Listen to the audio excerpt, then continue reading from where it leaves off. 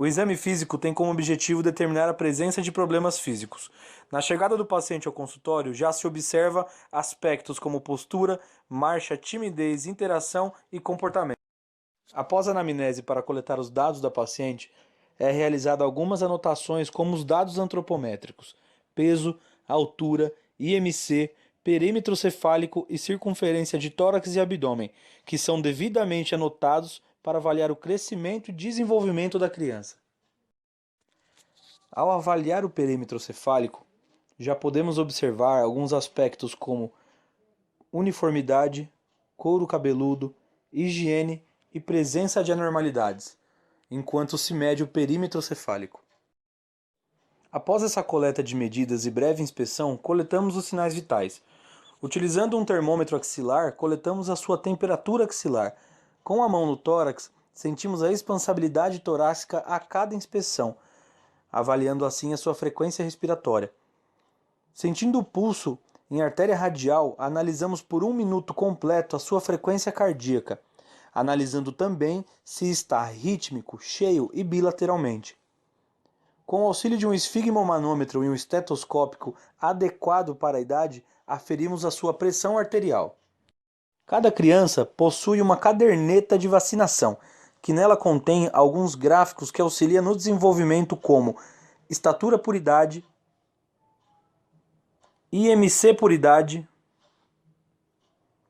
peso por comprimento e peso por idade. Iniciando o exame físico, realizamos inspeção de pele, cabelos e couro cabeludo. Ao realizar a inspeção dos olhos, observamos pupila, esclera e sinais de possível icterícia. Com o auxílio de um otoscópio, avaliamos a orelha, canal auditivo e tímpano.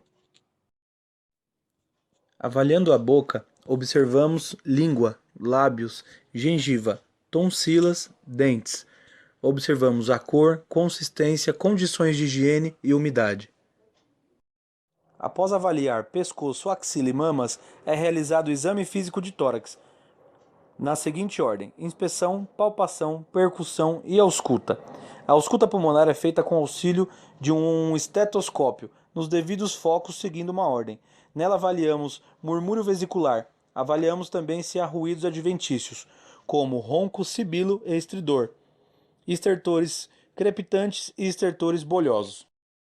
A avaliação cardíaca é feita na mesma ordem de inspeção, palpação, percussão e ausculta, com o paciente em decúbito dorsal horizontal. Os focos da ausculta cardíaca são: segundo espaço intercostal direito, foco aórtico; segundo espaço intercostal esquerdo, foco pulmonar; quarto espaço intercostal esquerdo, foco tricúspide; e o quinto espaço intercostal esquerdo, linha mamilar, foco bicúspide ou mitral, o mesmo onde se encontra o ictus cordis. Na percussão, é realizada a delimitação da maciez hepática, o exame do baço e a pesquisa de ascite com o sinal de Piparote. Lembrando que o exame é realizado no sentido horário, iniciando pela quadrante inferior direito. No exame abdominal, a ordem é inspeção, ausculta, percussão e palpação, devido à percussão e à palpação estimularem o movimento fisiológico do intestino. A ausculta observa-se os ruídos hidroaéreos, se está hipoativo ou hiperativo, que são indicações de algumas doenças. Na percussão, é realizada a delimitação da maciez hepática, o exame do baço e a pesquisa de ascite com o sinal de Piparote. Lembrando que o exame é realizado no sentido horário, iniciando pela quadrante inferior direito.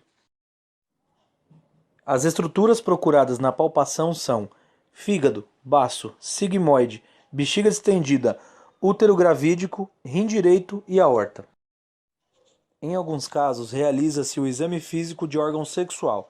No caso feminino, posiciona-se a paciente em posição ginecológica, afastando levemente os grandes e pequenos lábios, observando coloração, odor, secreção e lesões. A escala de Denver é uma escala de triagem que verifica o atraso no desenvolvimento infantil.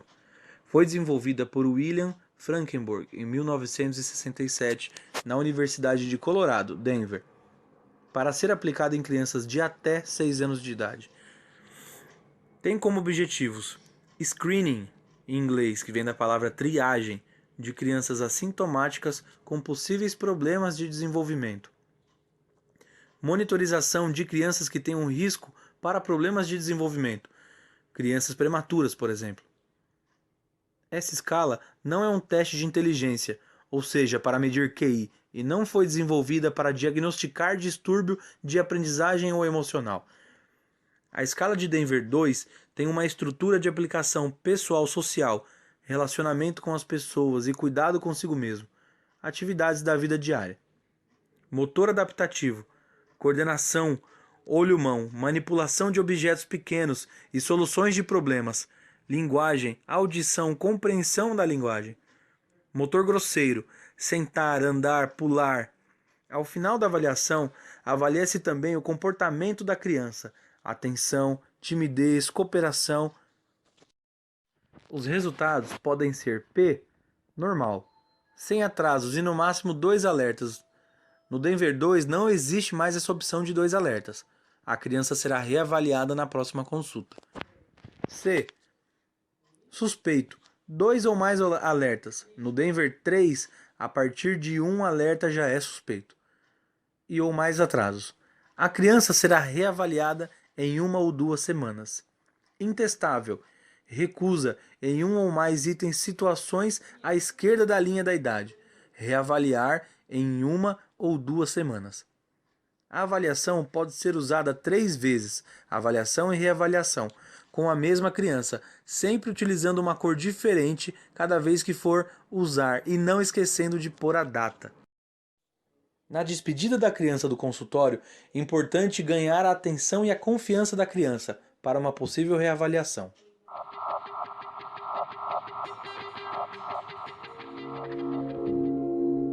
Só você sabia ou tinha mais alguém que sabia por alguns anos? Só eu sabia, dos 8 aos 11. Quando eu era criança, eu falava, quem vai acreditar que uma pessoa que me trata como um pai fez isso comigo? O Profissão Repórter de hoje vai falar sobre o abuso sexual, a violência mais comum contra as crianças no Brasil depois do abandono. Eu ficava completamente nua, ele completamente nu. Era difícil pra mim lembrar que tinha acontecido em uma piscina, ia pra sessão de terapia e aí à tarde eu tinha que vir pra água fazer um treino, entendeu? Era muito confuso pra mim. Eu falava, eu não quero mais isso pra mim. Boa tarde. Prazer, Vitor. Um crime que marca a infância. 80% dos depoentes são crianças. Crianças que têm 11 anos ou menos. Tu tem ideia de como que vai ser essa conversa com o juiz? Uma agressão sem testemunhas. Chegou a ficar machucada? A cada hora, quase 3 denúncias de abuso e exploração sexual de crianças foram registradas no país ao longo do ano de 2015. No ano de 2015, 24.575 queixas desses crimes foram recebidas pelo Serviço de Denúncia, sendo 19.165 referentes ao abuso sexual, 5.410 de exploração sexual. Foi uma média de 67 notificações por dia, segundo os dados fornecidos pela Secretaria dos Direitos Humanos da Presidência da República. São Paulo foi o estado que apresentou maior quantidade de denúncias, tanto de abuso quanto de exploração. O abuso sexual ocorre quando a criança ou adolescente é obrigado por um adulto a manter práticas sexuais, com ou sem contato físico. O abuso sexual é o segundo tipo de violência mais característica em crianças até 9 anos.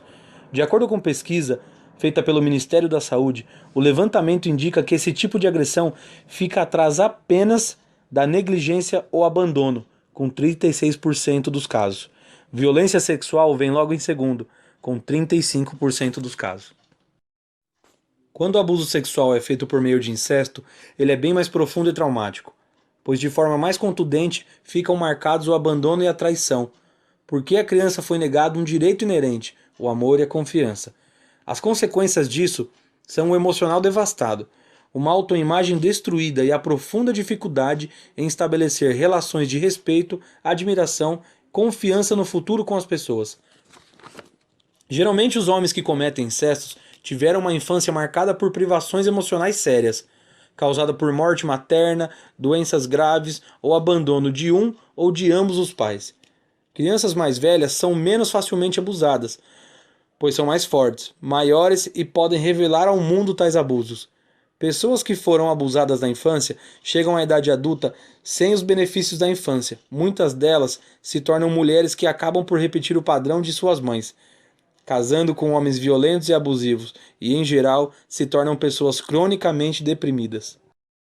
As estratégias do abuso sexual de crianças podem ser divididas em 5 fases. Primeira fase, fase do envolvimento. Segunda fase, da interação sexual. Terceira fase, fase do sigilo. Quarta fase, fase da revelação. Quinta fase, fase da repressão. Infelizmente, na maioria das vezes, a criança guarda o segredo de tais abusos e o agressor consegue dela isso usando das seguintes estratégias, mencionando a irritação de outra pessoa.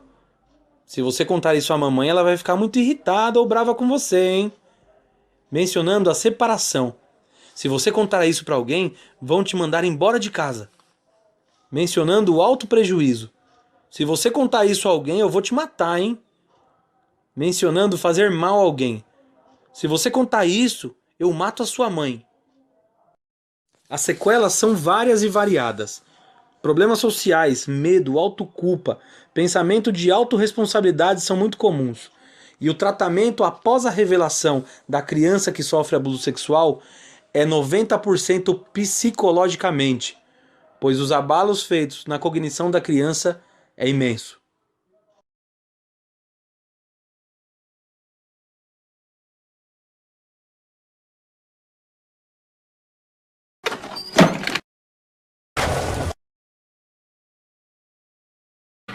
Everybody thinks I'm screwy, screwy and the lunatic. When I go on a driving spree, the coppers all get panicky. Cut my horn, strip my ears, so I'm screwy. But